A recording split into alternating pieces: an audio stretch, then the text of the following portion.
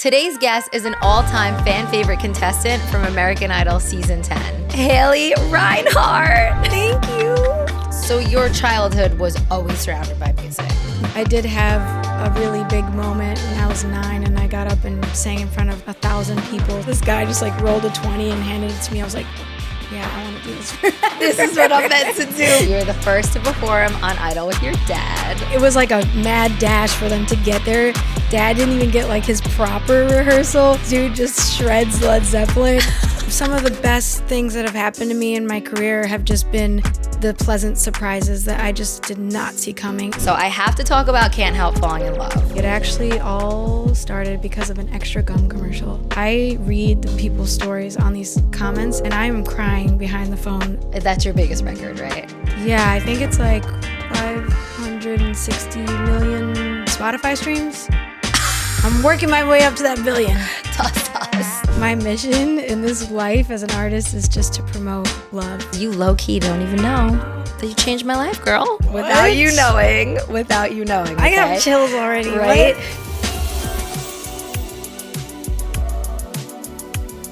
When it comes to reality TV, I've got Dibs On This.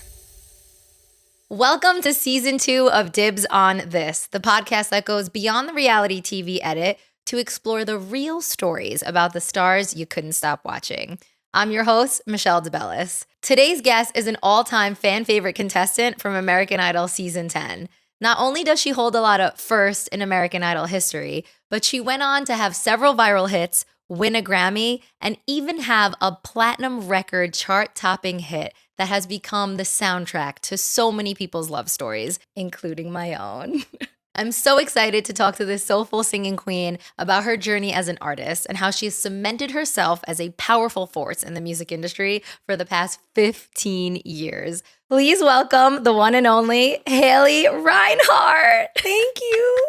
Hi. Hey, girl. That was so sweet. You know what? This is what I do on my podcast. I give epic intros to do. make you feel at home. You do. I could cry already. Well, listen. Everyone knows you from American Idol. It obviously was your gateway into the music industry, and you've been killing it ever since you've been on the show. Thank you. But I want to talk about life before all that. So growing up, you grew up in Chicago, right? Yeah, Chicagoland. Chicago very girly. Tight with my family and just brought up in a world of rock and roll music. Pretty much every genre, but my parents' band is primarily rock and roll, soul, jazz, blues, all wrapped into one. So I was exposed to that growing up, just watching them kill it on stage and getting blasted by the huge, subs. And it was just, I already knew back then, I wanted to be in that world. So your childhood was always surrounded by music. Yeah. You don't remember anything else, right? It was just always around. Always. They're in about 5 bands, and the main one that they're still in about 50 years later, it's called Midnight.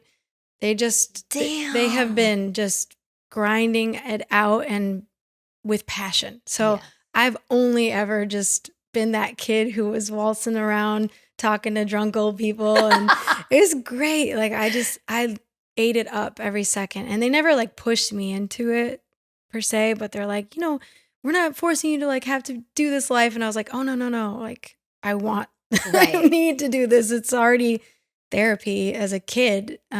So yeah, it was just written a long time ago. Do you remember how old you were when you were like, I want to do music like my parents? I think it was a lot sooner than I'd even expressed to them probably, but I did have a really big moment when I was 9 and I got up and sang in front of at least 1,000 people. It was an international tattoo convention they were playing.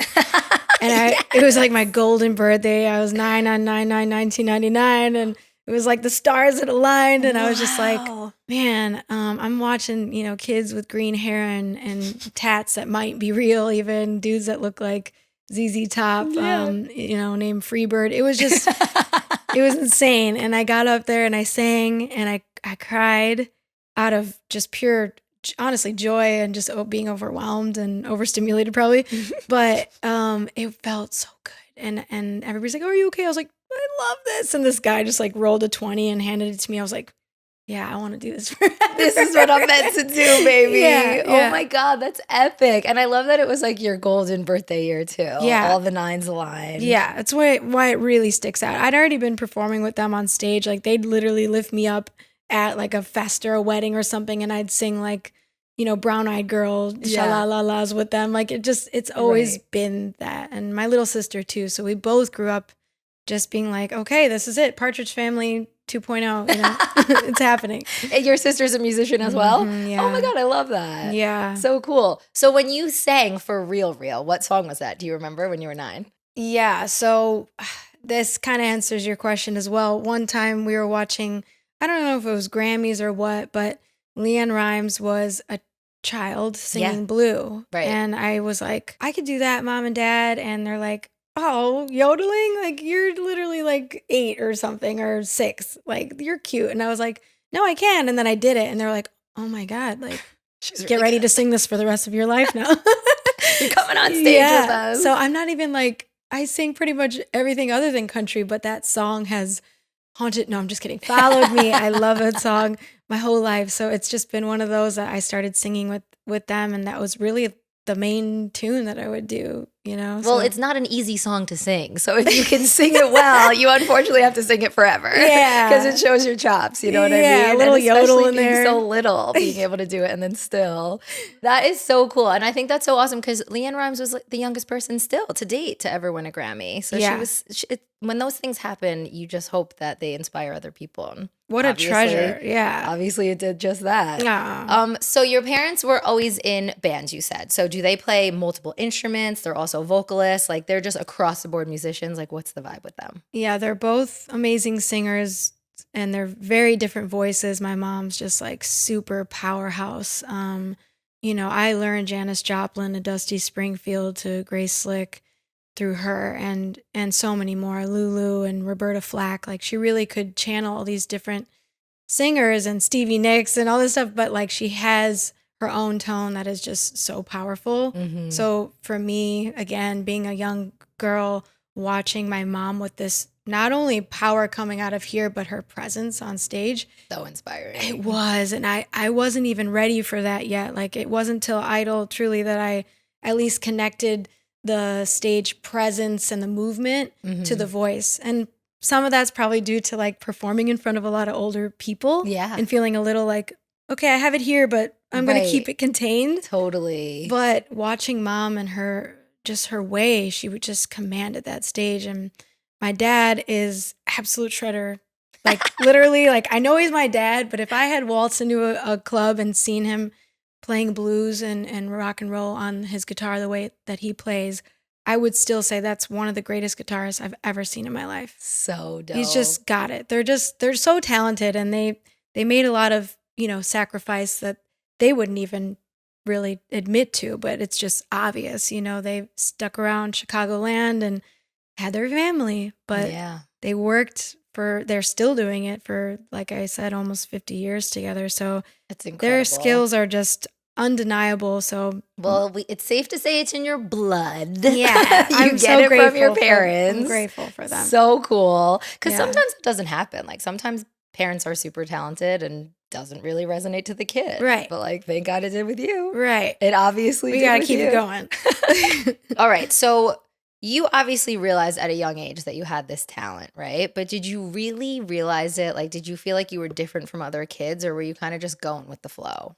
In class, I have this like one really blatant, clear memory of just sitting at my desk, and I would write poetry really young, and I would write them all about like the holidays and stuff and the seasons changing and things like that. So I was writing like a poem, and basically the poem was like, I'm wasting my time sitting here at this desk right now, and I have songs to write and I have things to do. And I was in probably 6th grade for that specific memory, maybe a little younger, but yeah, I just had this like clear vision and mission at that age of just like, oh my God, I'm wasting time, which of course, as you grow and you learn like to be present is the best way. But there was this like sense of urgency. Because you knew you were a star, darling, deep down inside. I just wanted to do, I guess, what made me feel good. Yeah. Have you ever felt like maybe you were like born in the wrong era? Because you always describe yourself. You've described yourself as you said you're lo-fi soul in a hi-fi world. I read that you said that somewhere in an interview, and I thought that was really cute. But yeah, tell me what that means. I think that's still my bio on my socials. I can't let it go. I love it. Especially because it keeps, with every year that passes, more technology, AI, all this stuff. It's just resonating like even crazier for me. So I'm just like, I got to hold on to that. I think, you can't really call yourself an old soul, but I've been told it enough from others where I'm just like, yeah, I feel it. Like, I feel like everything about yesteryear I connect with. So, from 20s, 30s, 40s, 50s, 60s, 70s, those are like, all those decades to me are just so prominent in my mind. I live vicariously through, actresses and actors from back then, and then my parents as well. Just like anything I can soak up that the good times they went through. I'm just like, man, like now is cool, but like that seemed really cool. Growing up, before Idol even happened for you, did you like American Idol? Were you a fan of the show? Did you watch it? Were you like, I want to do that one day? I really was like that. I have another memory of being in Wisconsin on vacation with my family and sitting on the floor looking up at the little TV, and Kelly Clarkson just won. Never forget it. Yeah, like it's like one of those crazy things where if you were a part of that world watching it, like you're not going to forget the first one. So I was 10 and I was like, oh, yeah, I want that. So and I was inspired by her. I absolutely loved her voice. I would sing. Everybody would make me sing around at school. Like we'd be waiting for the bus and it's snowing out and they're like, sing The Trouble with Love Is Now. And like they'd force me and and I'd pretend like maybe I didn't want to, but I kind of really did want to anyway. You're like, I don't want to. Hold on. Okay, ready. Yeah. So she was a crazy inspiration for me. I love that. And even though like over the years after that, I was like, well, I think I could find my own route. But I got so many signs to do the show. Yeah. In middle school, I won this award that was most likely to win American Idol or be on American Idol, one of those things. So I was like, okay, like it's a little much. No, but maybe it's foreshadowing. Exactly. Maybe I should listen. Yeah. That's awesome. How many times did you audition? Because some people auditioned a bunch of times. You only auditioned once, right? I actually auditioned the year prior. Oh, you did? And I was like, they really like hyped me up and did like the whole family story thing. And so we sang like One Love, me, my mom, dad, sister.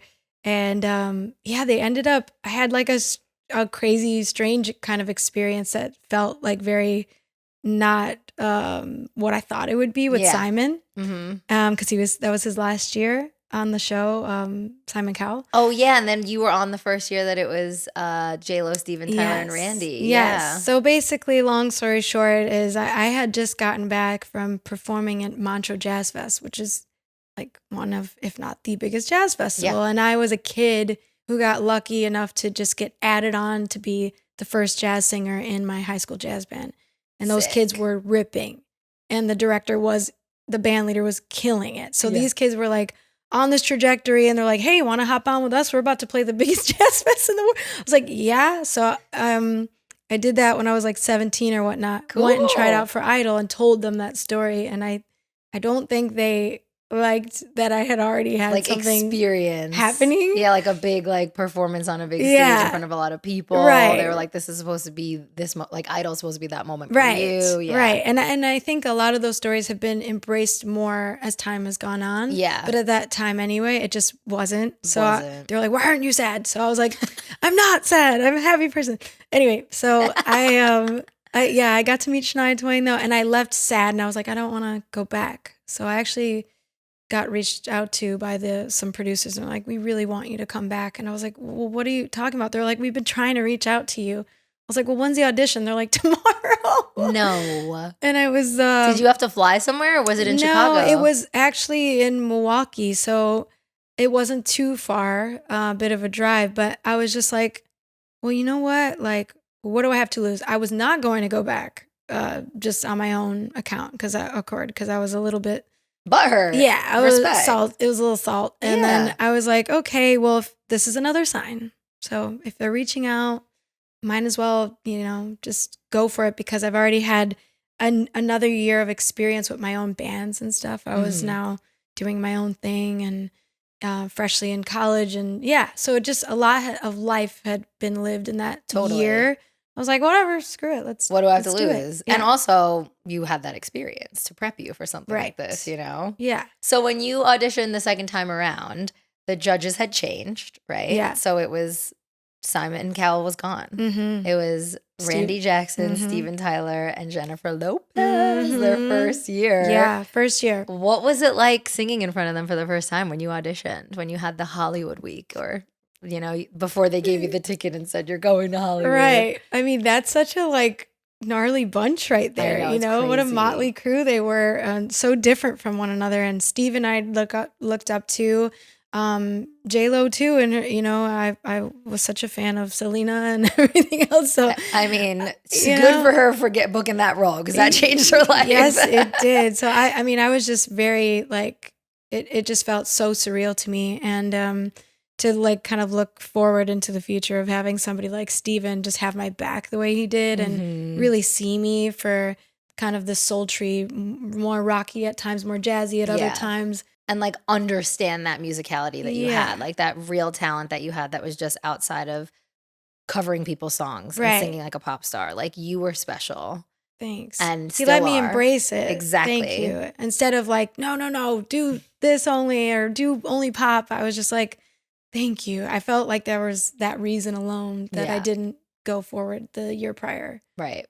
So absolutely. That was fun. I think it's so cool that when you have the opportunity to perform like that in front of such a legend and they really see you for your artistry, I think, look, whether people believe this or not, sometimes in situations like this on these singing competition shows, people can look at you as dollar signs, and Simon, being the businessman that he is, looks at people more from that, and then with the talent, where it's someone like Steven Tyler, especially his first season of being a judge on the show, is looking at the talent, and that is it. You know what I mean? Right. What an honor, someone that you looked up to be singing in front of, Yeah, and for them, again, like you're saying, to not really have a clue what this is truly all about. They're just kind of they're shooting from the hip, and it's so authentic and it's so fresh. And that's why, that season blew up the way it did and had such a bright light on it, because it was just so much new happening. And, it was a resurgence for sure. Yeah, and it needed a splash. It was season 10. It needed a bit of a change. It just felt different. It felt new. And you were part of that. Yeah. So when you made it into Hollywood Week, were you just what was just your mindset? I know this is ages ago, but were you immediately eye on the prize, I want to win, or were you just going with the flow? What was the journey like for you? I think probably a mixture of both. Yeah. I took in the experience, from the first second of just getting out into the beautiful air here. I hadn't traveled too much before that, besides some of those gigs with the jazz band and in Europe. But so LA was just so new to me anyway. So this was just very picturesque, very surreal. Sunshine. Yeah. It was Hollywood.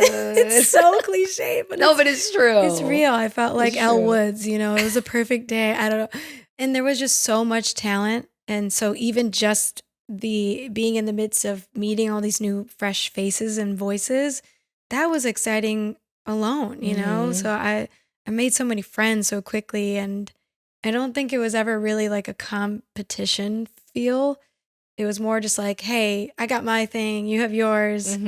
Let's just get it, see where it sticks. Did love that about your season. As a fan of Idol for all the years, your season felt for the first time that all of you were very different. You all had your own vibe, you all had your own style, and then you started to gravitate towards the people that were a little bit more in your wheelhouse. And I loved when you finally hit the live shows and you did duets, and then your friendship with Casey Abrams. It was so beautiful that just flourished in front of all of our eyes. You guys are a music match made in heaven. Thanks. How awesome is Casey? I mean, so cool to be random. It's almost an organized friendship. I right? know, Like, an arranged friendship. an arranged Yeah, friendship. truly, because we were in the very first commercial promo together. Crazy. There was 3 people or maybe 4, and out of those people, Casey and I were in that same first launch commercial, and I was just like, well, that kid's cool. Yeah. And we both obviously got a melodica, and so I was like, I think we'll be friends. And it wasn't even till like a little bit down the line when they had us living in a mansion together that we started hanging out and jamming at the piano and, calling out jazz tunes, and we're like, oh, you know that. So it was really cool, and it took time, but it does feel like a weird foreshadowing again. It's There's so funny. so much of that with this show, honestly, that for me, on and off stage or on and off, television, there was just so many synchronicities that really made it feel like this was happening for a reason, all of it. You guys have toured together? Like, what have you done with Casey? Yeah. Like a ton, right? Yeah, we've done, from our American Idol family to Postmodern Jukebox family to, he's been kind enough and just played even bass on some of my gigs. He's like, hey, I'm around, like, hit me up. And, Gotcha. And then we'll do our duets. And like, it's been so fluid throughout the years. And we've also done several recordings together. He's actually even playing piano on my version of Can't Help Falling in Love. So there's just like a lot of sentiment throughout the years with him. And it's cool that there's a streamlined connection through all these different chapters, not just with Idol, but so many of these different families. It's strange and cool. Love it. So it's so beautiful to see. And I want to just talk about a lot of the stuff that happened on your season of American Idol. For you, you were the first to do a bunch of things, which I thought was so cool. Thanks. You were the first to perform on Idol with your dad, like first person to ever have a parent come on stage with them and perform with them, which is so awesome because obviously you've spoken about how much your parents have inspired you to even get into music from a young age. But how incredible was it to perform on national television, the biggest stage? I mean, that's when like 25 million people were watching the show a night. Yeah. How cool is that you got to bring your dad into the experience? It's like way too cool. Like they almost like didn't even get there in time. Like the flight got like canceled or something. Like it was like a mad dash for them to get there. Dad didn't even get like his proper rehearsal.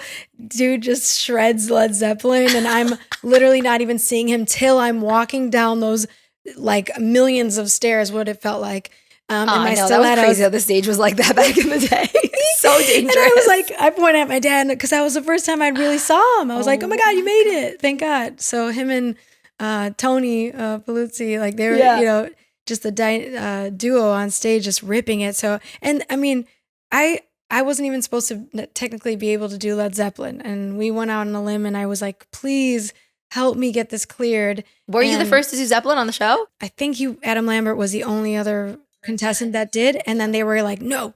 And then I got special clearance from Robert Plant and Jimmy Page. Because you're that damn good. I was like, what? That feeling in itself is like, what? I know. And to do like, the cool thing is I was just pushing for the tunes that weren't like the most obvious. So we did What Is and What Should Never Be. It's just a vibe. I really wanted to not just like expose everybody else to these kinds of genres and music, but also find the ones that fit my voice in a cool way. Yes. And that tune, it just so happens it works for my range like it did Robert. And, I like doing guy songs like that because we could just find a way to re-navigate and make it a cool chick tune. So anyway, back to Dad though. I'm such a daddy's girl as it is.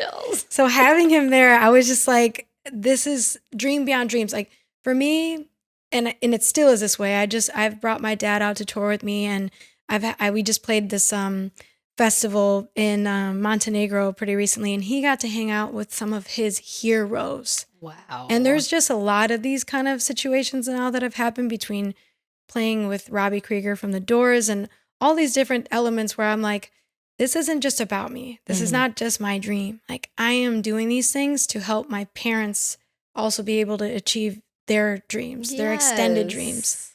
And they're all at the same time, they're one and the same between a father and his daughter and a mother and her daughter. But that to me, I was just like, you deserve this, Dad. You earned this. It's a beautiful feeling for your parents to be like, our daughter that we made out of love is now giving us these opportunities in music that we all love. Like, What a dream. It feels really dreamy. So cool. It's like one of the greatest gifts, and like that I feel blessed that I'm able to help, I love that. Yeah. So you had that experience with your dad on Idol, which was epic. You also were the first to ever sing Benny and the Jets by Elton John.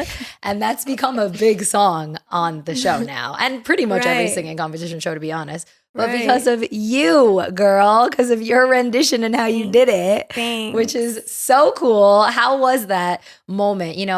I know how the process goes on Idol. You get your song, you rehearse for the week, and then you perform it. Yeah. But that week leading up to it, did it feel like it was going to be something special, or were you just going with it? Like you had no idea? No, I had no idea because I wasn't even looking to do that song. Really? Every song I wanted, they already snagged. Someone else snagged it. Yeah, I wanted to do Yellow Brick Road. Wow. There was a lot of other, I was kind of bummed, okay? How crazy. And then again, I had these signs, I was just I don't know if somebody turned me onto it, or I was just well, this is a weird song. I like weird, I think I can interesting do weird good. is fun to me. So it seemed like a challenge. What the heck are these words even? Yeah. So I was calling up my parents, and they're home in Chicago at some bar or restaurant. And I'm like, hey, you guys, I'm actually thinking of Benny and the Jets.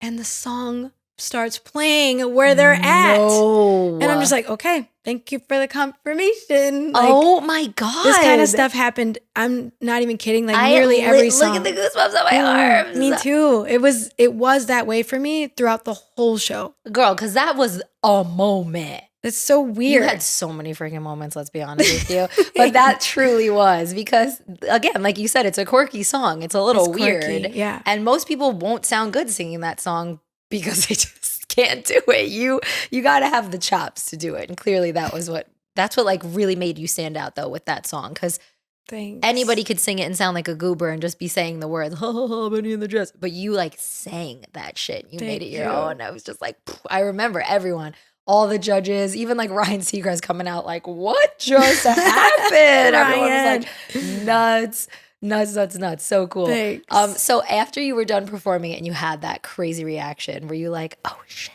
Yeah. Did you realize, or it wasn't until the next day? Because it's still one of the most watched videos, That's crazy. All Idol performances, babe. I definitely felt the synergy. That's all. Yes. I just felt oh my gosh, something's kicking up a notch, It's I kept kind of fighting my way through, and at times feeling I wasn't always invited to the party, and then people would show up, obviously voting and stuff. Yeah. So I was okay. And then this was kind of that marker to, House of the Rising Sun, where things were just bubbling up further and further. And I felt I was getting some I guess flowers, if you will, for standing out in a weird different way, kind of not doing the going left of center. Yes. And it was starting to click. I just find it so fascinating to get in the brain of the performer, because it must be so incredible for you guys. Exhilarating. And performing live has always been obviously the thing for me that I loved and enjoyed, but this was now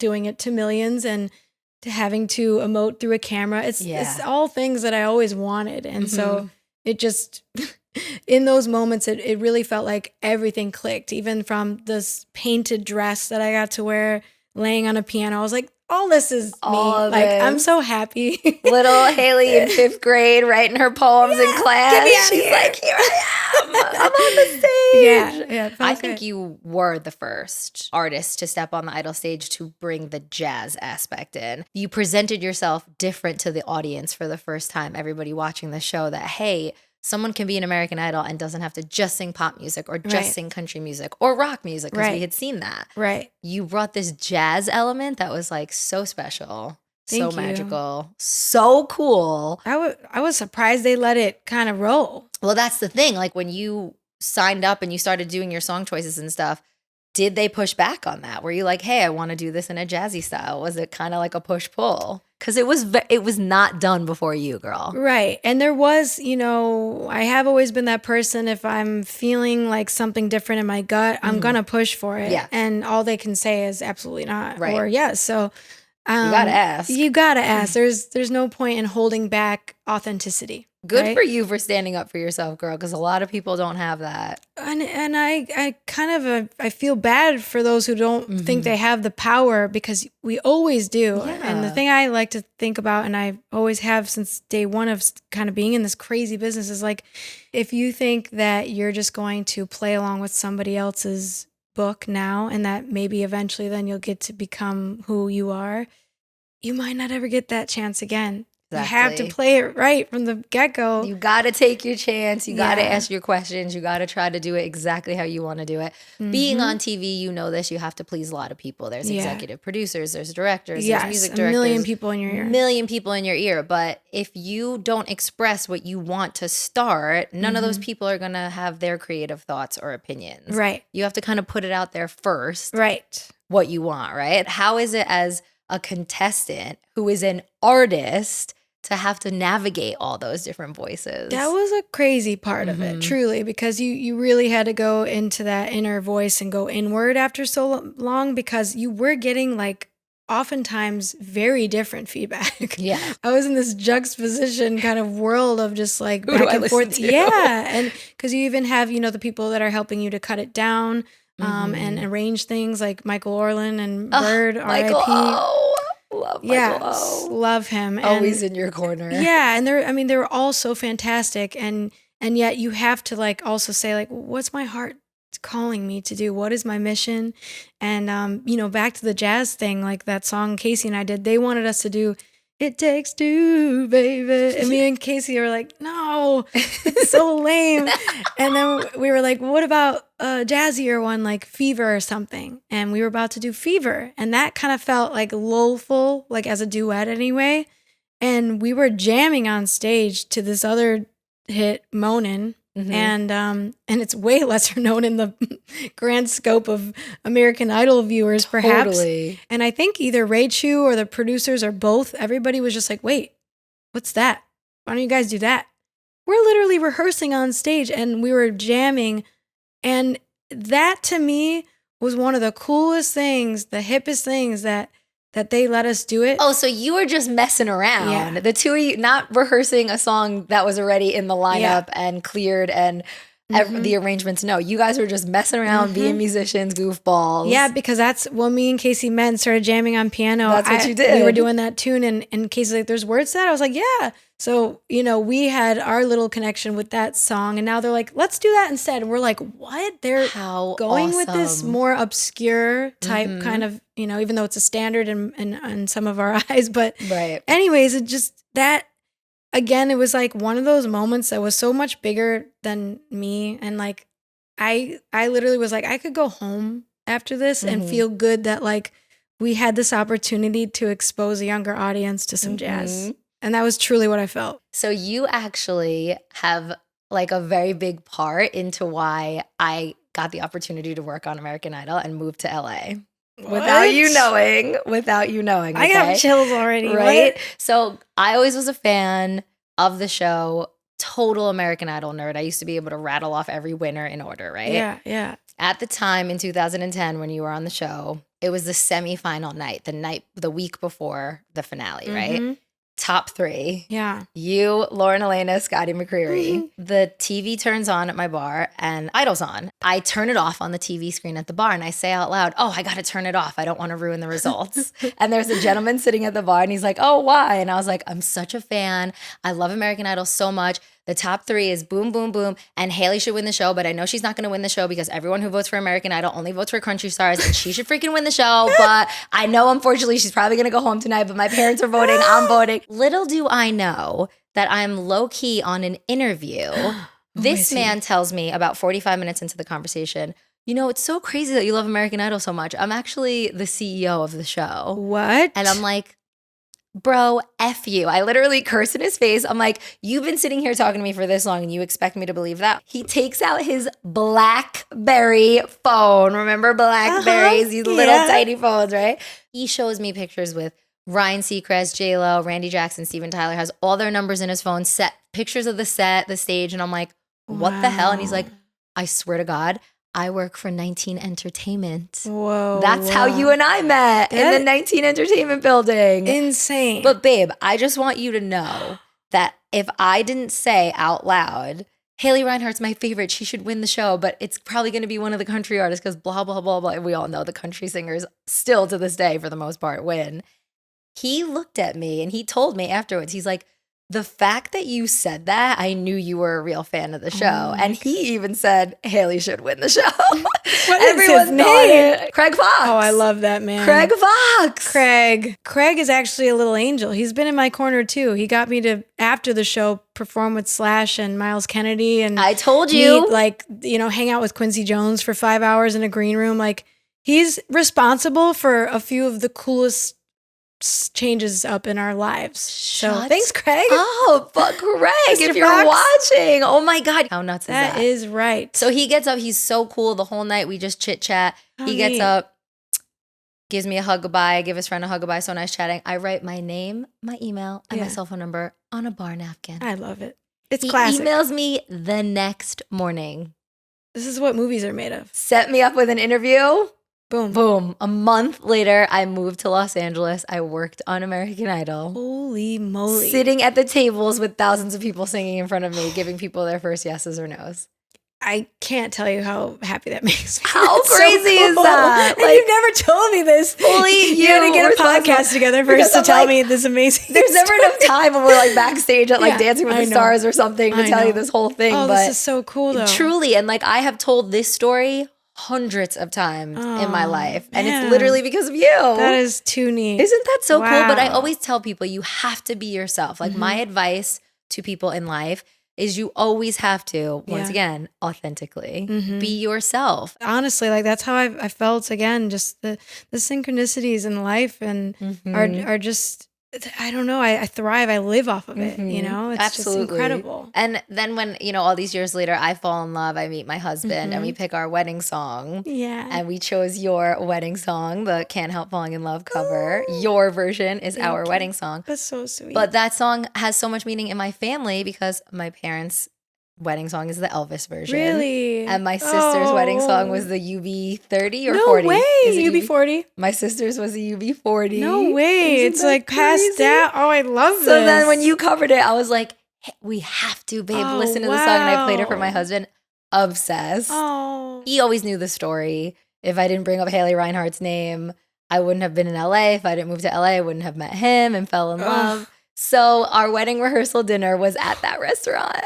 Which one? The one where I met Craig Fox back in Long Island, Just Full circle, take girl. it back. You low-key don't even know. Oh, this has changed my life, girl. Oh my God, my heart is so full. Thank you for sharing that. I love Isn't it so crazy? This is what life is all about. It really is. It honestly really is. But I still, no offense to Scotty McCreery and Laura Elena, stand by my feeling and think you should have won your season. After you did Idol, your life must have changed forever, yeah. right? It was crazy. Was it just a whirlwind? It opened up so many doors. You got a record deal, right? You signed with Interscope. Yep. What was that time after Idol like? Was it just go, go, go? Were you fully in it? Yeah, I was hardly here and I had some cool fancy setup, car and place and filled the void of not having my family here because that was a big one. We had just done our 50 city tour.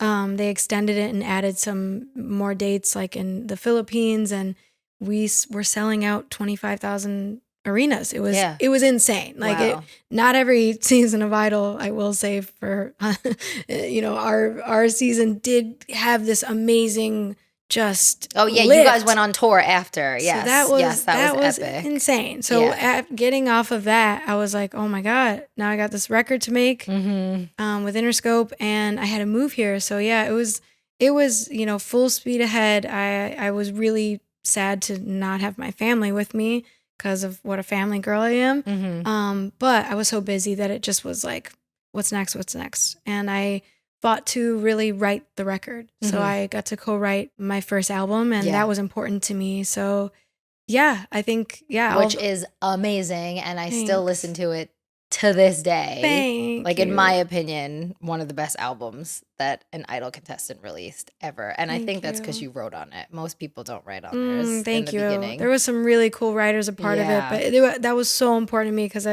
for a bit there, it was looking like I might just be doing some regurgitated pop songs. And I was like, it comes through when the artist writes it. Uh-huh. It comes through. I had to don't care fight what for anybody that. says. I'm a huge Gaga fan. Look, she's everywhere. Yeah. She writes everything. Yeah. You know, like you feel that. Especially when you're first hitting it. It's like, well, gosh, this is like my time to make, my some noise. Yeah. And prove to everybody. Yeah. And it's called Listen Up. Yeah, that's kind of why I was just like, I want an exclamation point. Okay. Listen up. Yeah. So I'm really grateful that they did after the fight, they let me kind of go with it and they gave me some really amazing writers to work with. So that was cool. And some of which I still work to this day with. That's awesome. Yeah. It's really dope. Keep those friendships, right? Mm-hmm. All right. So I have to ask you a little guilty pleasure question because I am the biggest Lady Gaga fan. I'm a little monster. Oh, yeah. And I know she was featured on your season of American Idol. She came in one week as a guest judge, like a mentor, right? Right. What was it like working with Lady Gaga?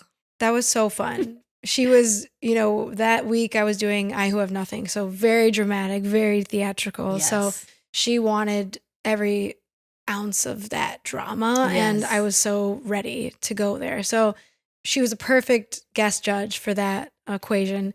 And actually something that you'll find to be very cool is down the line, somebody made a suggestion to me and they're like, we want you to have this opportunity to perform a Lady Gaga song on the show that she hasn't even released yet. So I got to do You and I before she released the song.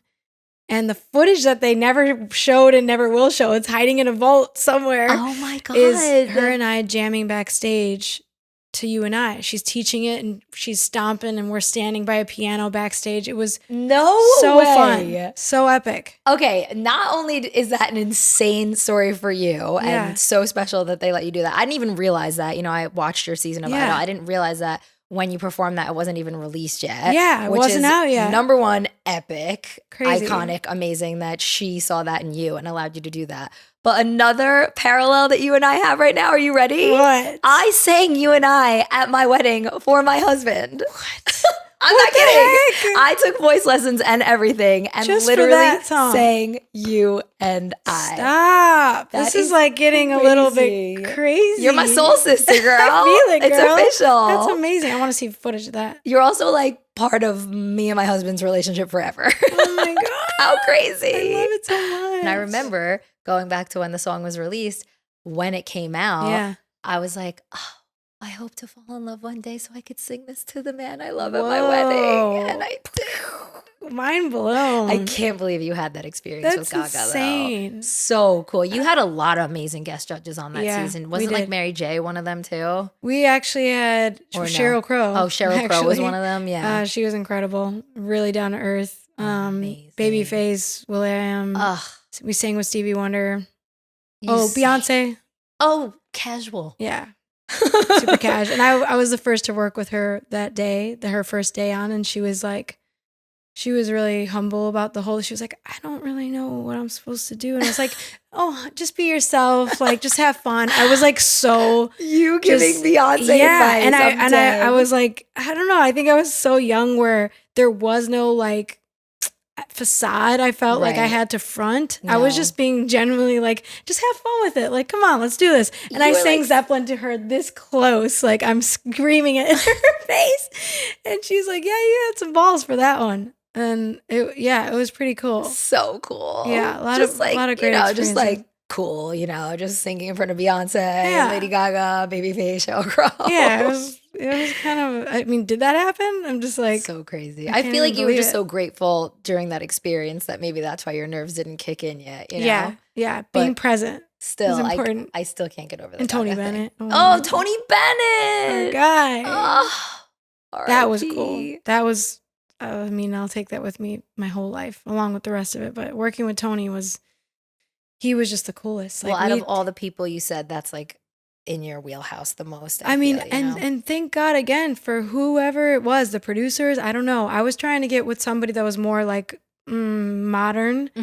Not that I knew yet about what they were cooking up, but then they were like, actually, you're going to do this with Tony and at the finale. And I was like, what? And I got to help choose the song. And so we did Stepping Out with My Baby. And I mean, everybody was rehearsing for like hours and hours and hours. Me and Tony did it once and we're like, you want to do it again for fun? And we were just hanging. It was just like so smooth, so pro, so cool. Like Sick. Everything about it was just like, and I got to interview him like we're doing like after. Tony And I was freaking Bennett. trying not to cry. Yeah. Legend. He's like, oh, you're so sensitive. I was like, you got that right, Tony. Also, I talked about some firsts, right? You were the first American Idol contestant to ever perform at Lollapalooza, which is sick because it takes place in Chicago, right? Yeah, So it was like a hometown girly. That was so neat. That was a year after you were on the show or the same year? Yeah, I think 2012. It was like me promoting the record, the new album, my first debut album. And I'm thinking that was the BMI stage, I want to say. It was so cool. I had my family was a part of it too. They were in the band with me. Amazing. Yeah, and I'd had Anderson Paak as my drummer for like a couple of years leading up to that. So that was the first gig where he was already with another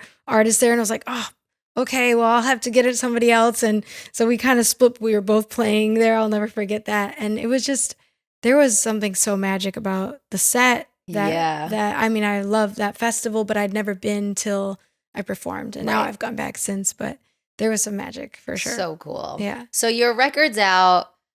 And then when did it come about that you kind of got introduced into the Postmodern Jukebox world? Like, did that happen kind of simultaneously or was it like years after? It was some years after. I want to say 2015. I'm like so bad with years, but I think that probably is about right. So it was like Idol, you released your album, and then Postmodern came around. Yeah, I think I did a second album already, Better. And then I think I met Postmodern and I just like showed up to a club in LA and I didn't know what I was walking into, but you know, Casey and another sax player, a friend of ours was like, this dude Scott wants to meet you. And so I just rolled up and sat in with them and we just did All About the Bass because it was such a hit at the time. And I had already been playing it with Casey and my, just for fun and in a jazzier way. Yep. So we did that. And then it was just like, hey, want to come on the road with us in Europe really soon? And I was like, okay.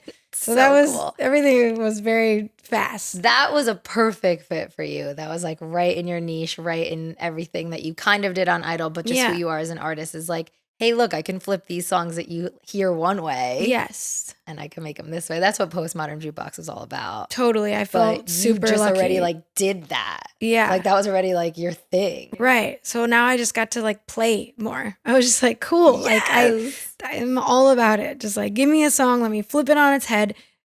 I only choose songs that I love. Like, I don't believe in doing a song just because it's popular or whatever. I have to like feel it in my, core. So choosing these songs, I'm like, I don't want to keep them the same because it's already a song I love so much. I can't match it. Like, so I'm gonna have to make it my own. Yeah, I'm gonna have to make it my own and switch it up. So that was very fun to do over and over again. You had so many videos go viral from that. Yeah. Like so many of your videos blew up from that. It was so cool to see. Really cool. Creep was crazy. Creep was like the biggest one. It still is. Yeah. Yeah, I'm still doing that on my shows too. It's really, and Benny too sometimes.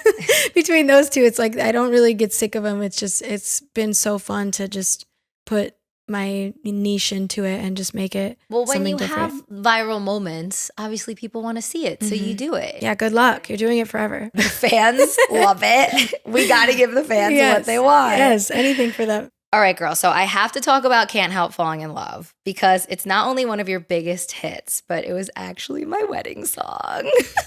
I love that so much. Which means so much to me, and it's an honor to sit here with you because your version was so beautiful. How did that come about? Like, why did you cover that song? It's crazy. It actually all started because of an Extra Gum commercial. They reached out to me to record it specifically for this amazing advertising commercial love story that just kept on going. It was on TV for like 5+ years. It was no way. Insane. Yeah. That is crazy. It was another one of those things, just like Creep, just like Benny. Honestly, those three specifically, I was just like, I don't know what's going to happen with this. I always have optimism in my heart. I'm like, please go off the rails and do the most amazing, crazy things of my wildest dreams. But I really was like, it was so nonchalant, kind of like, again, it was like, okay, can you come? We're going to have to film this like tomorrow. And I'm like, okay. And I was with Casey and he threw a party at his house like the night before. So we're just like a mess. Hung over and scratchy. Extra scratchy. It's like, it already sound like I smoked 8 packs. So now, anyway, it was just like, okay, I got to get in there and I need a piano player. And he's like, well, when do we do it? I was like, oh, you're down? That's right. You play keys. You can play like stuff. So he's so solid. Yeah. So it was like, all right, let's just do it. And I honestly was just kind of approaching it more like Elvis. And then they showed me the commercial. I was like, can I actually see it? Because I think it's going to just change something in me and my voice. And then they showed it to me and I cried because it was a beautiful commercial of streamlined love story written through gum wrappers. And I mean, I love it. It was just beautiful the way that they did it. So then I was like, oh, I have to approach this like. I love that you did that though. This is what makes you the amazing artist that you are. You're like, you know what? I should probably see it so that it connects. Yeah. Something's not quite connecting because I don't have the full story yet. Right. It changed everything. And I was like, okay, this needs to be soft and gentle and intimate, like I'm speaking to a lover right next to me. And that's when the full connection happened. I still didn't know that it would blow up the way it did. Like it's turned out to be one of those things where people will reach out to me besides it being like the amazing, like in the top, whatever love songs for weddings and things, which has always been a dream goal, seriously, of mine, which is also crazy. But, you know, people will hit me up like, they're using this to like tell people how to create ads and how to marry a song with an ad, or it's like an example for also like advertising and creators. Yeah, it's like crazy on another level beyond just the musicality side of it. Yeah, wow. So it's really neat, and you know, I'm not taking full credit for that. It's just this beautiful, you know, collaboration between myself and Wrigley. But it just, when you have those lightning in a bottle things happen, you're just like, whoa, dude, like synergy. I couldn't have even dreamt all this up to go straight to radio organically. Honestly, you've changed so many lives with that cover because of how stunning it is, babe. I did not see it coming. I wish for truly to have a song or cover that would touch people and have it be a part of their special days. Like seriously, that's been something I've tried to manifest. Honestly. So again, in a strange way, having it come through an extra gum commercial of all things has been just a beautiful thing I did not see coming. How awesome. It's double platinum for a while now, so beyond platinum. double. And that's your biggest record, right? Yeah, I think it's like 560 million Spotify streams. I'm working my way up to that billion. Toss. I'm working my way up. She's almost in the billions club. I mean, you know, I'm grateful that besides the numbers and the whatever, the plaques, it's like I read the people's stories on these comments and people get so deep and they get so sentimental and I am crying behind the phone so much of the time because it just, I don't know. I know the song itself is just so sentimental. I grew up singing it with my grandma, my mom, her 5 sisters and around the piano. So like this was already something I felt to my core. So it's like now hearing how it's translated to other people in today's day and age has just been like, so touching. I can't even tell you how much cool. Just like your story, I can't tell you what that means to me. Yes. And you have your own streamline of this song being showcased generations from different covers of the same song. Like I don't know, that's magic straight up. Such a dream. Like as an artist to have a song that just truly touches people, there's got to be no better feeling. I mean, that's like mission accomplished. You know what I mean? Yeah, I just want to hear about it all. Make me cry. It's, you know, I love it. It's a lot of beautiful love stories. So also, beautiful. P.S., I'm pretty sure that the actors in the commercial ended up falling in love. And I don't know that it's been a forever thing, but either way, they had their time and their moment. It happened. How magical this was. But because of your voice. I don't know. But it was, I mean, it's so cute. Like they're going throughout all these different stages of their love lives. And this gentleman has been drawing up different scenes from their different chapters, and they're the rappers. And at the end, there's one more rapper, and he gives it to her, and it's of him kneeling down with a ring and proposing, and it's just like so good. I still get chills. So It's that commercial makes full grown man cry. I don't know what it is, but it's just cute. Well, I'm so happy that happened to you. Like, what a life-changing experience. And Thank you. that's what's also so fun, right, about being a musician is you never know what doors are going to open up Right. with these opportunities. You just take the gig, right? You're like, Right. sure, I'll do a gum commercial. Right. Sure. And then Right. it's like, I mean, some of the best things that have happened to me in my career have just been the pleasant surprises that I just did not see coming. But I do think a part of it is us manifesting our dreams. I mean, like if you're thinking about it every day and you're really just putting your mind on it and channeling, already seeing it happening. Right. It's just crazy how, again, like me wanting to have a song that connected to people's love stories. I didn't know it would happen through this, but it Right. happened. So But it's it just did. got to keep putting it out Gotta there keep and putting it have the out door there. open and, accept it if it feels right in your gut, Yeah. You're good at that, though, so you got to give you credit for that. Thanks. I mean, I Trust in your say gut. no a lot too. Yeah, but that's That's okay. because of that. And I think artists also, it's important for younger, like, people that are just starting out to realize too, is like, you have to also say no. Like, I know they say in the earlier days of exposure and this and that, like, yes, you want to say yes a lot, but you also have to maintain integrity and authenticity, that word that always comes up with us. And yeah, so saying no, especially if you're in a position to do so, is not just a luxury, but it's essential to. That's really good advice. Yeah, for thanks. people listening, you know what I mean? Fans of It's yours, okay. people who are musicians, just any sort of realm of being an entertainer, like it is okay to say no sometimes. If it feels not right, then that means something else is just waiting for you at the other side of that door. You Gotta believe. You do. I love that. So, Haley, listen, your career has gone, like, surpassed reality TV. Like, you've been doing this for like 15 years now, like crushing it, girl. You know what I mean? What do you think helped you, stay in the spotlight? I like working. So, like, I'm kind of a workhorse. So I don't really stop. I've actually also been my own manager for like 7+ years. Oh my God, yes. Yeah. So I mean, I'm full on indie now. Like, I've been with like 4 different labels, turned down a whole bunch of more labels, had a publishing co-pub, no longer do. So I'm like full on indie more than I've ever been in my life. Can I ask you why? Just as someone who's not in the industry, I find it fascinating. Yeah. I mean, again, it's kind of like, I never say never. If something felt right, then I would go for it. I was in the position when Can't Help came out and I was leveraging like 7 different major label deals on the table and I ended up turning them all down.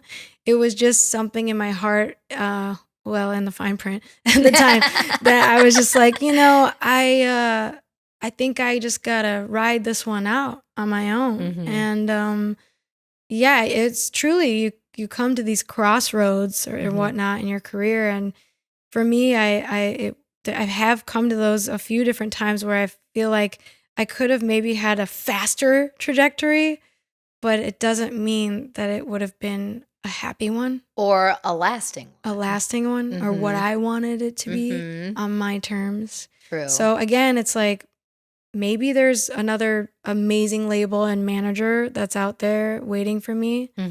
Find me if you want. But I'll insert all her.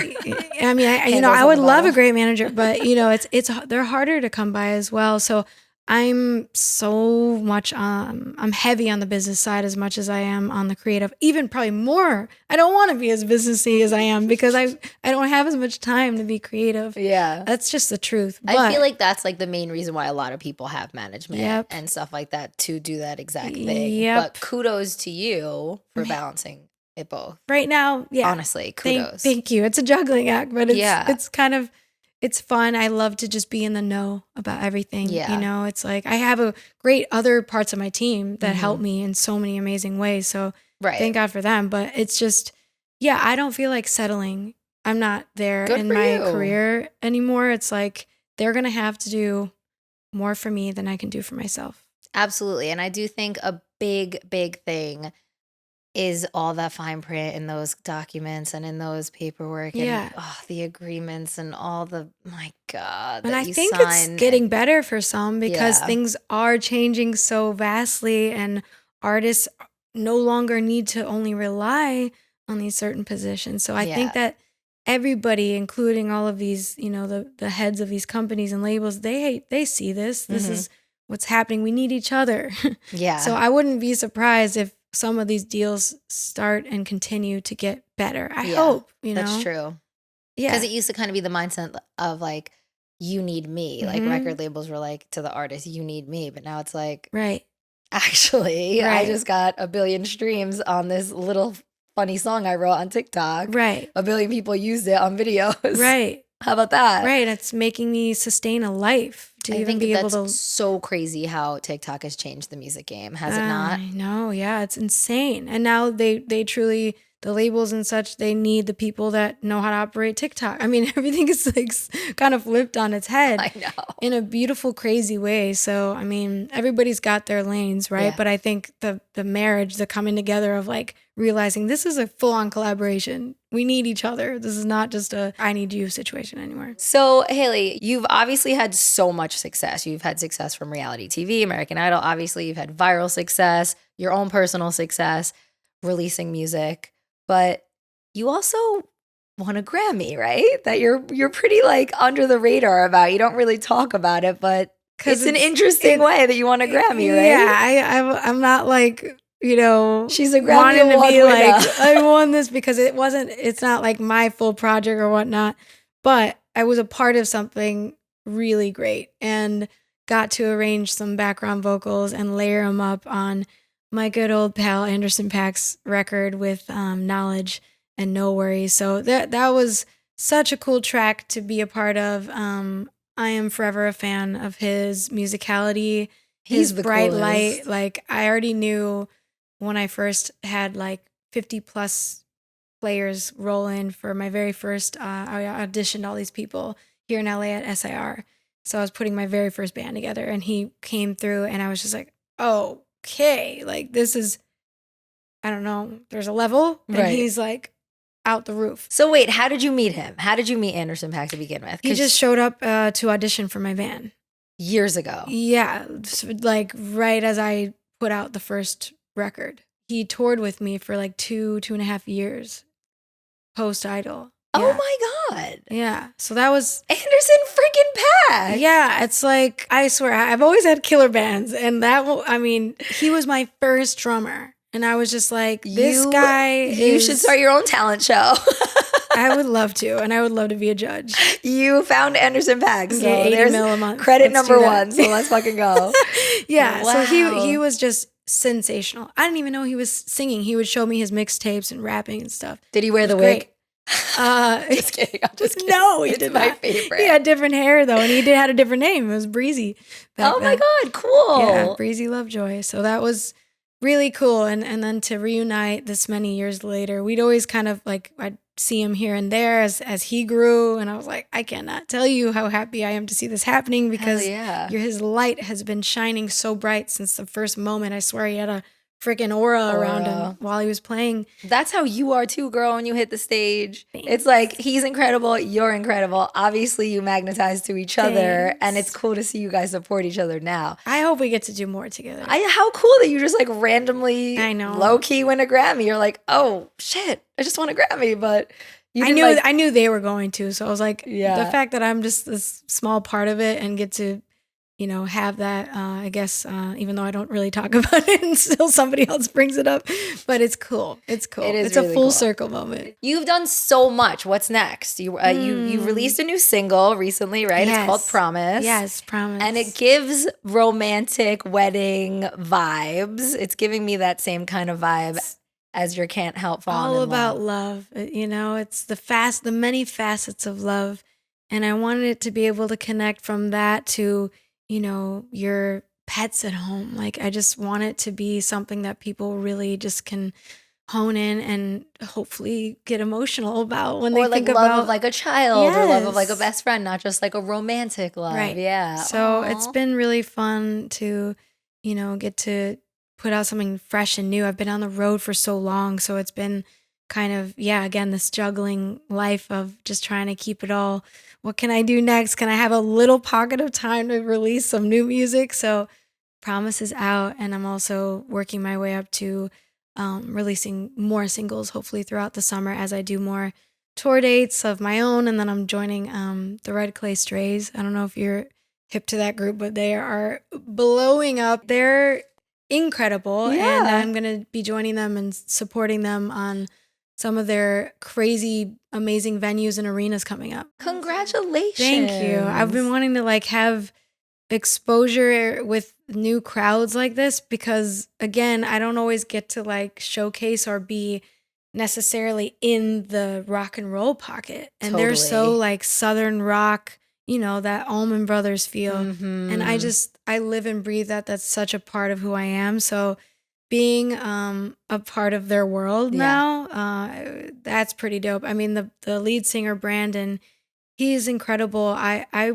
had known about them years ago, and me and my fiance were like, they're going to blow up.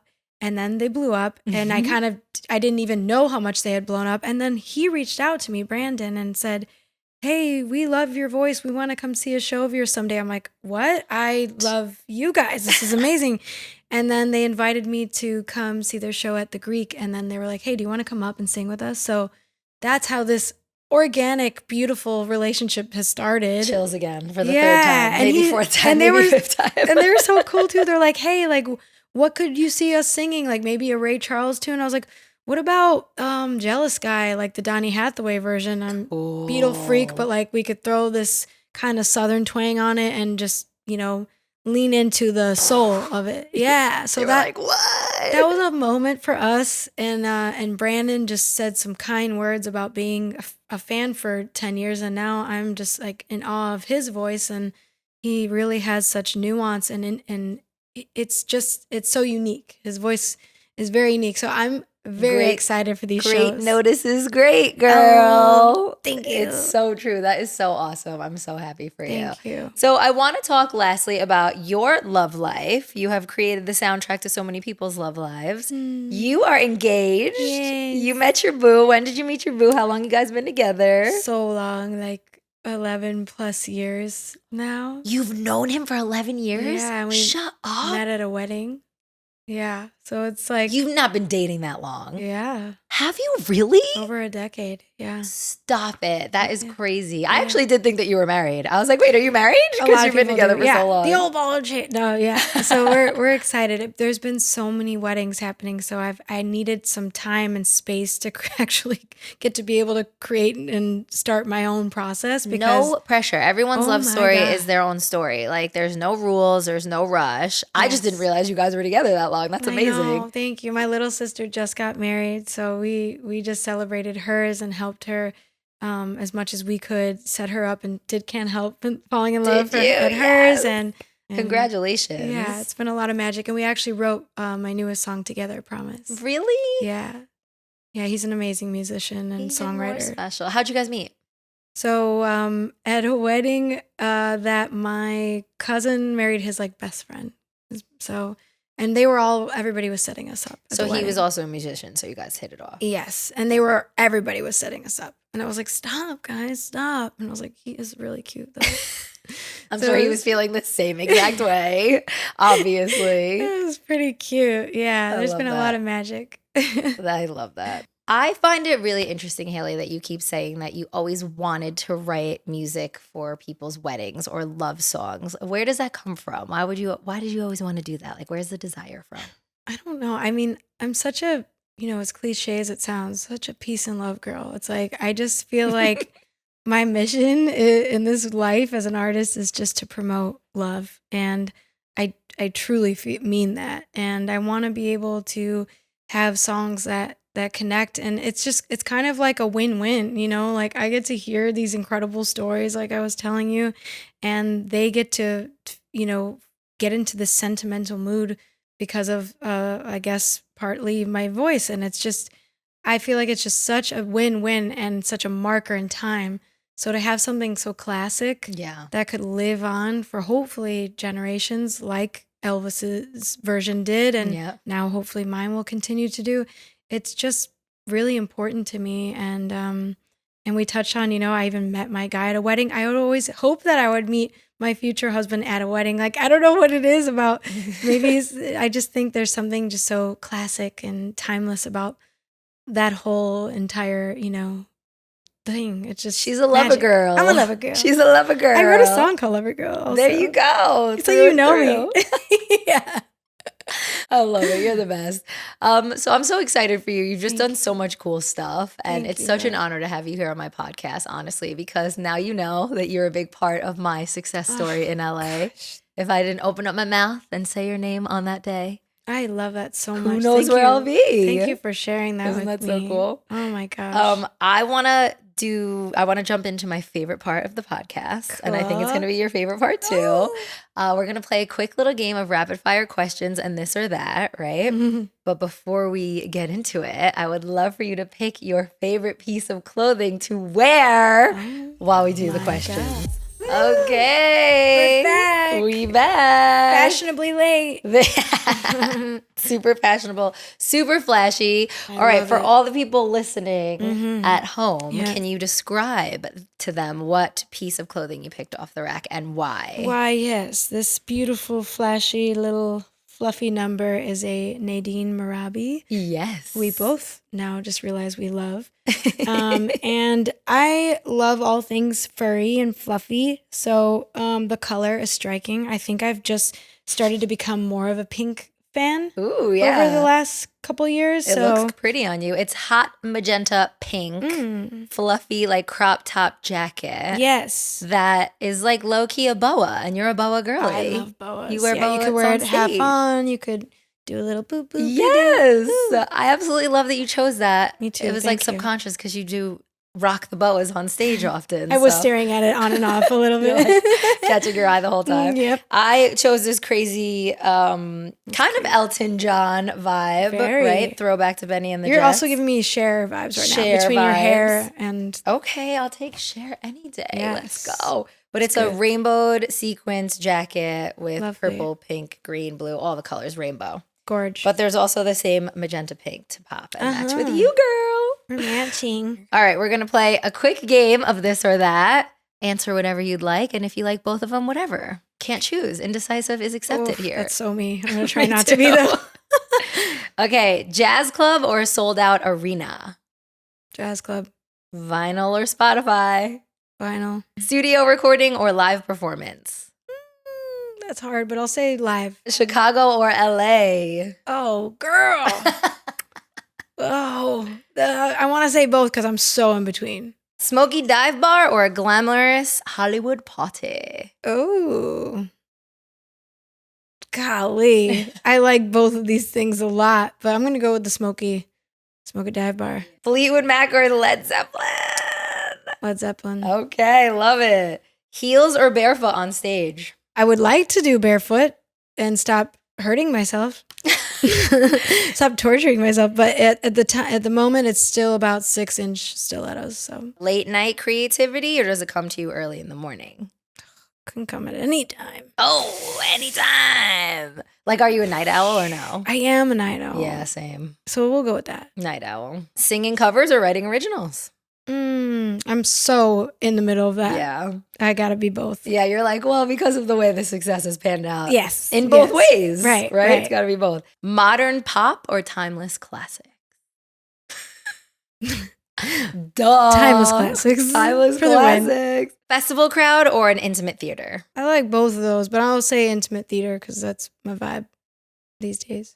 Do you choose a more introverted night where you're like chilling at home or with close friends, or like a crazy night out? I think both are really important as well. Like I need to just dance sometimes, but like I guess I'll lean towards the more intimate setting. You gotta have balance though, right? Yeah.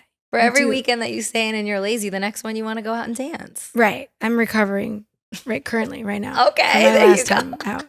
American Idol, 2011 era or today's era?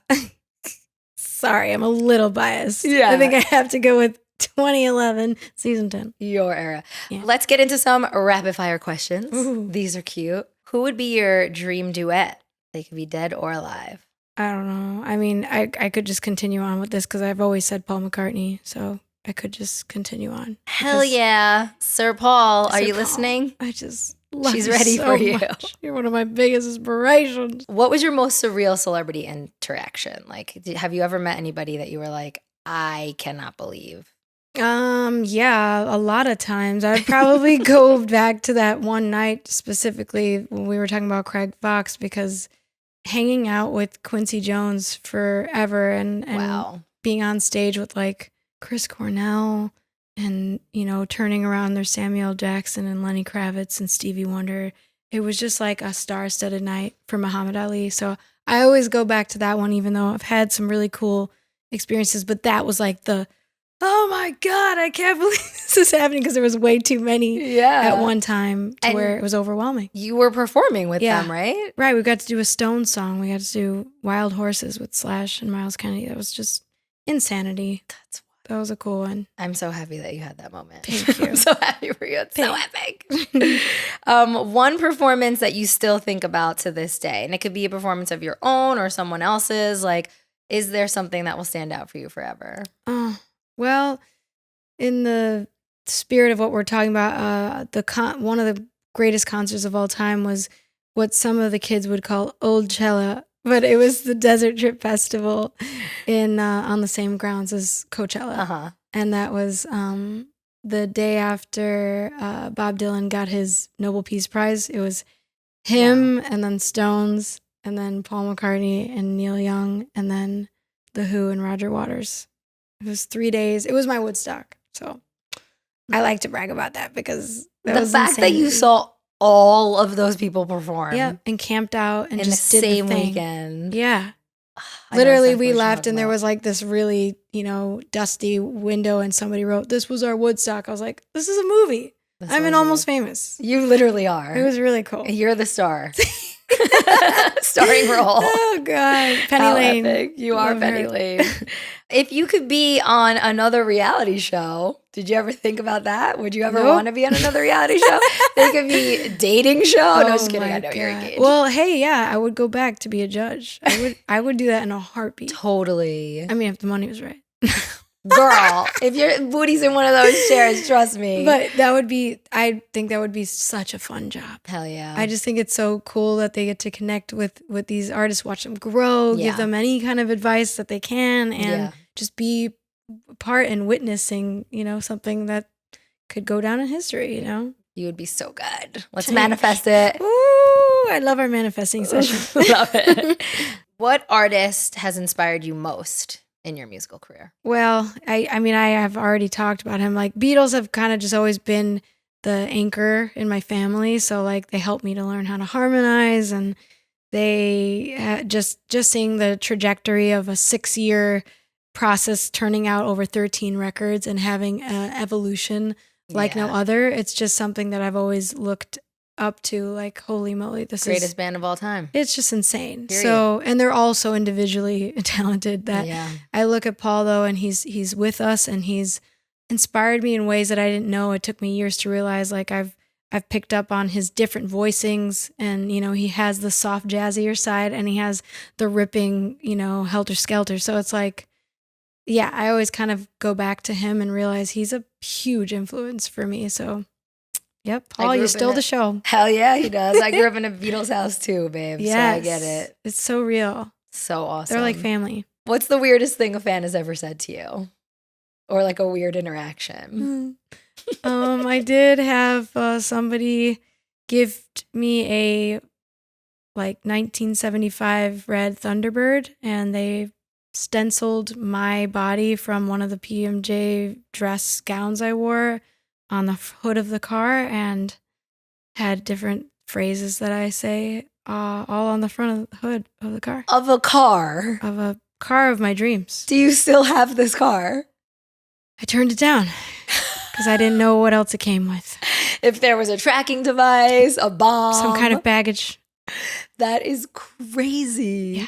Did they show up to where you live with it, or they contacted you? I played a sold-out show in Amsterdam, and they had come to see my show, and it was sold out already. And then they gave me this vehicle in the back alley, and I was getting ready for the show, so I had my band, my guys, go downstairs to go check it out for me, and the Creep is blasting the song out of the car. Your version of Creep. Yeah. I was just like, this is surreal. What? It was just a little too much to process. So I was like, I don't know I can't even accept this. She's such a good person. She turned down a freaking car. I don't know. It's still kind of haunts me that I didn't take answer. It. But what's one accomplishment you've achieved that maybe your fans of your musical fans don't know that you have done? That would probably be me booking the role of Bill Murphy, who is a young boy, Bill Burr, the comedian, on his show F is for Family. I love it. Yeah. Voiceover work. Woo, woo. So fun. A little boy. Way too much fun being a little boy. Made my dreams come true. I mean, it just goes to show the versatility of your voice, girl. She can make it sound so many different ways. Yeah, something I used to get made fun of. Not anymore. Now I get paid to be a little boy. Exactly. The range is incredible. For all those haters out there, for the girls with the deep voices, right. What's up? What's up? I love it. So much fun. And then last question, my beautiful Haley Reinhart. What is the biggest lesson fame has taught you? I think what it's taught me is how valuable it is to have solid roots, a solid foundation, to be able to remain grounded through the process. Because every day, Sheryl Crow said it best, is a winding road. And it's just like, you have to stay planted. And every day is a winding road. It is. And you got to get a little bit closer. A little bit closer to fame. No. It's a fun, wild ride, but I have that always in my forefront of my mind to just remain grounded. That's very good advice. I love that. Thanks. Well said, Miss Haley Reinhart. Thank it you, has Michelle. Been beyond amazing having you here on the podcast. Thank you. I really feel like I was just kikiing and we were like drinking wine and like hanging out on a Saturday night. Pretty much. It's been so fun. You are so incredible. And I cannot thank you enough for changing my life without knowing it. My goodness. Being a huge part of my life when it came to my wedding song and my love story fairy tale. Gosh. And just being your incredible self. Just keep doing it. Keep inspiring other people in music and don't stop. Because you're like the mountains like this, babe. The top's like all the way up here and you're just going up. You're going up. You're going to do so much more. I just can't wait. I love the road ahead. I'm front row, babe. I love it for us both. And I'm so glad we have this kindred spirit thing happening, whether we knew it or not. I know, Oh right? my gosh. And everything will fall into place, babe, because it does for you. And the signs roll out and they'll keep happening. And good luck to you with all your new music you're releasing. Thank you. And your soon-to-be wedding, whenever that is. Thank you. Sending you all my blessings. Congratulations, because you're a fantastic host and interviewer. Thank you. You really are. You're the best. And just thank you so much. I love you. Mwah. Thank you for being here. Thank you so much. And you guys know what's up when it comes to reality TV. I've got Dibs on This. Yeah, girl.